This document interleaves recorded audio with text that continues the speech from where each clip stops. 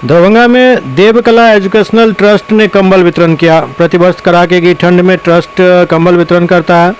हनुमाननगर प्रखंड के मोरो पंचायत में देवकला एजुकेशन ट्रस्ट की ओर से कंबल वितरण कार्यक्रम को संबोधित करते हुए ट्रस्ट के चेयरमैन डॉक्टर शिवकिशोर राय ने कहा कि सहयोग देने से आत्मसंतुष्टि मिलती है।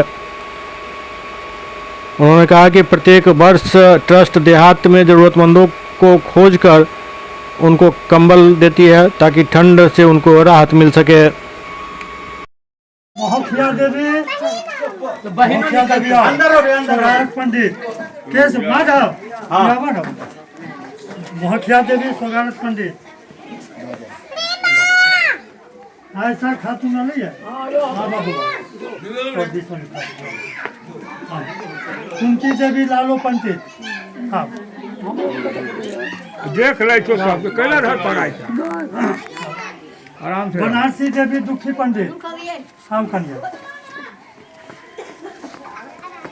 मनिया देवी प्यारे पंडित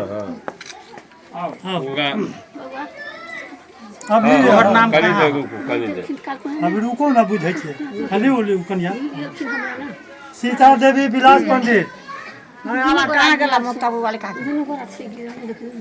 सडोबरी देवी जागेश्वर पंडित आओ अपन लाओ